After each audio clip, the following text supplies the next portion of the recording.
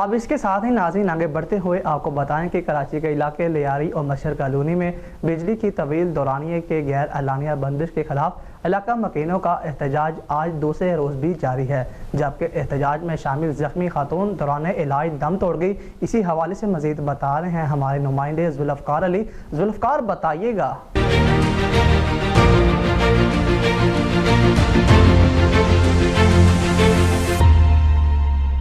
جی بالکل، گرمی سے ستائے شہریوں نے صبح سے ہی روڈ بند کر رکھا تھا۔ اس دوران مظاہرین اور پولیس کے درمیان تصادم بھی ہوا۔ پولیس کے ایکشن اور ماڑی پور روڈ کھلوائے جانے کے باوجود ٹریفک مکمل طور پر بحال نہیں ہو سکی ہے۔ اس گنجان آبادی کے مکین گزشتہ شام احتجاج کرتے ہوئے ماڑی پور روڈ پر نکل آئے تھے۔ احتجاج کے دوران ماڑی پور روڈ کے دونوں طرف کا ٹریفک بند ہو گیا تھا۔ یہ احتجاج گزشتہ رات بھی وقفے سے جاری رہا، تاہم منگل کی صبح پولیس نے پھر کارروائی کر کے متعدد مظاہرین کو حراست میں لیا۔ پولیس کی جانب سے متعدد بار ماڑی پور روڈ پر مظاہرین کو ہٹانے کے لیے آنسو گیس کی شیلنگ بھی کی گئی۔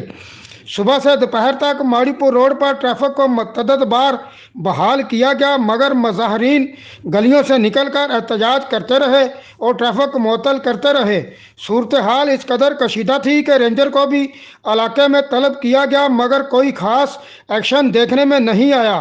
ٹریفک جام میں پھنسے ہوئے شہریوں سے لوٹ مار کی بھی اطلاعات ایس ایم نیوز کو موصول ہوئی ہیں اور متعدد گاڑیوں کی چابیاں مشتعل مظاہرین نکال کر لے گئے۔